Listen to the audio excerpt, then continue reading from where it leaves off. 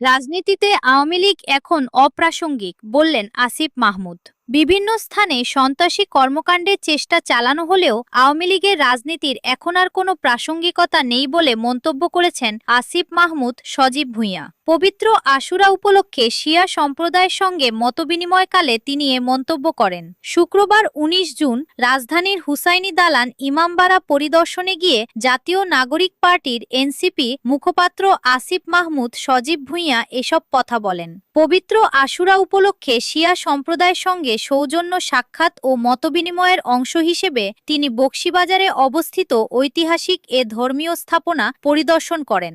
এ সময় আসিফ মাহমুদ বলেন, বিভিন্ন জায়গায় সন্ত্রাসী কর্মকাণ্ডের চেষ্টা চালানো হলেও আওয়ামী লীগের রাজনীতির এখন আর কোনো ভিত্তি বা প্রাসঙ্গিকতা নেই। তিনি আরও অভিযোগ করেন, ফ্যাসিস্ট সরকার ধর্মীয় ও ঐতিহাসিকভাবে গুরুত্বপূর্ণ হুসাইনি দালান ইমামবাড়ার জমি দখলের মতো নিন্দনীয় কাজ করতেও দ্বিধা করেনি। আসন্ন আশুরার সব কর্মসূচি আইনশৃঙ্খলা বাহিনীর সার্বিক সহযোগিতায় শান্তিপূর্ণ ও নিরাপদ পরিবেশে সম্পন্ন হবে বলেও আশা প্রকাশ করেন এনসিপির এই নেতা। পাশাপাশি ধর্মীয় ও সাংস্কৃতিক গুরুত্বসম্পন্ন আয়োজনগুলোতে সরকারের আরও ব্যাপক সহযোগিতা নিশ্চিত করার আহ্বান জানান তিনি। জামায়াতে ইসলামীর আমির ও বিরোধী দলীয় নেতা ডাক্তার শফিকুর রহমান বলেছেন, শোষণ, দুর্নীতি ও চাঁদাবাজিমুক্ত বাংলাদেশ গড়তে আরেকটি অনিবার্য বিপ্লবের জন্য প্রস্তুতি নিতে হবে। তিনি বলেন, এই বিপ্লব কোনো দল, গোষ্ঠী বা পরিবারের ক্ষমতা নিশ্চিত করার জন্য নয়, বরং স্বাধীন ও সার্বভৌম রাষ্ট্র হিসেবে দেশের মর্যাদা রক্ষার জন্য।